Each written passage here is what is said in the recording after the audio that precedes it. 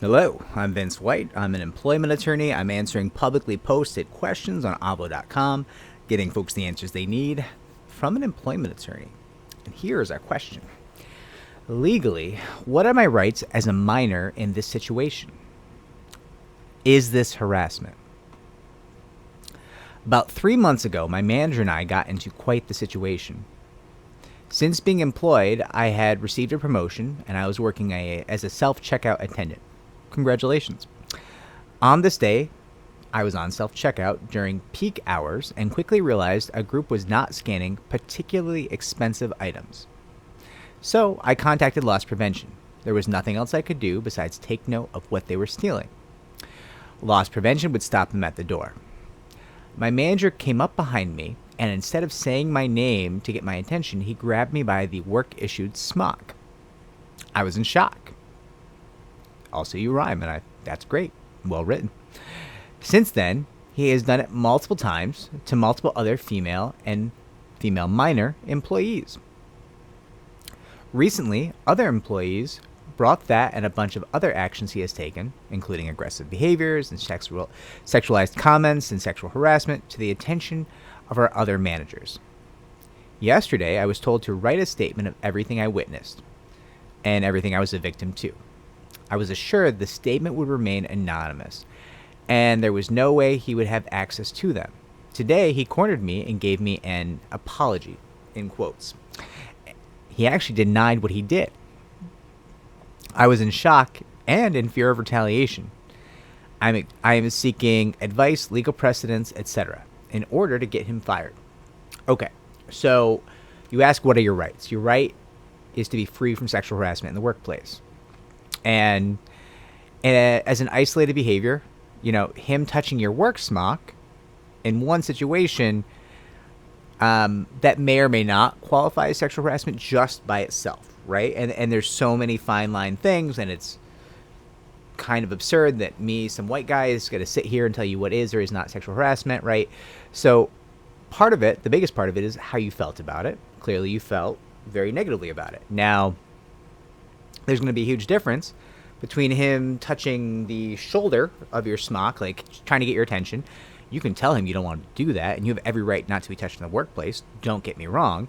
I'm just saying him, touching the shoulder of your smock might be very different from him touching the small of your back of your smock, right? Or somewhere else, for goodness sake, right? So there's going to be a lot going on there.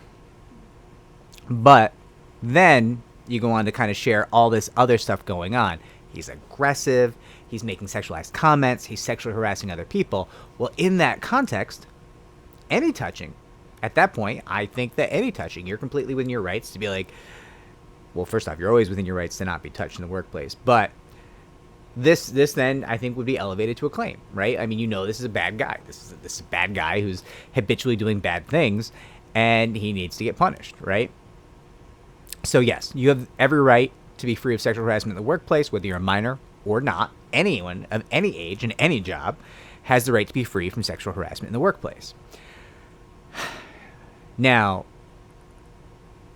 HR exists always to protect the company. They don't care about you. They probably don't care about him. They only care about the company. Remember that. You can never trust HR.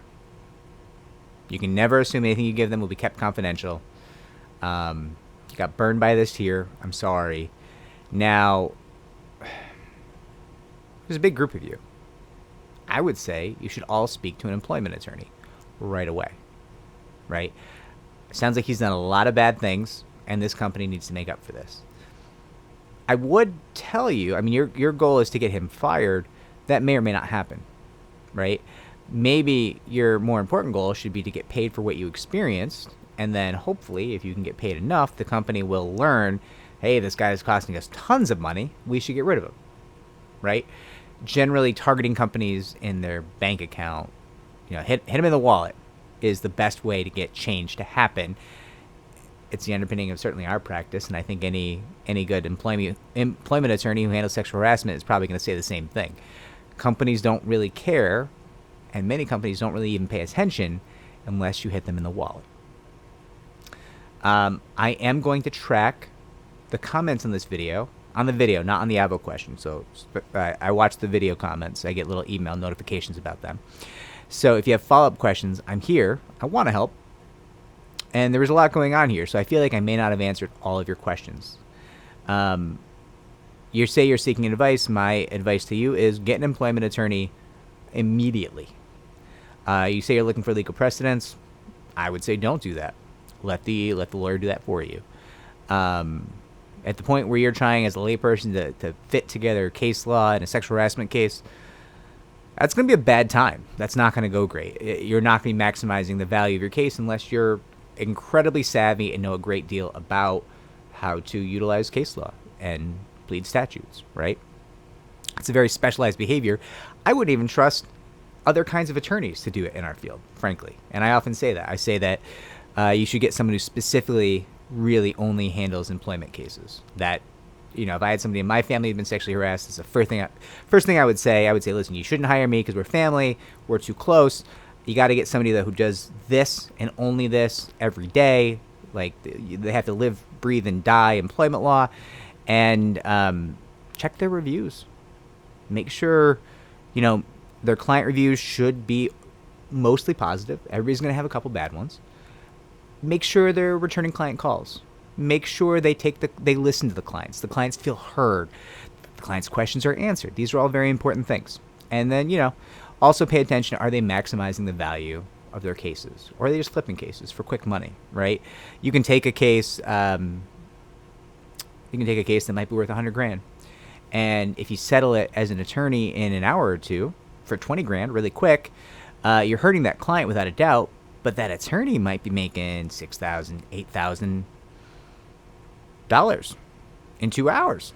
Well, you just made yourself $4,000 an hour, right? So you got to be careful that you don't have attorneys just flipping cases for cheap settlements, not paying attention to the value of that case, right? I hope this helps.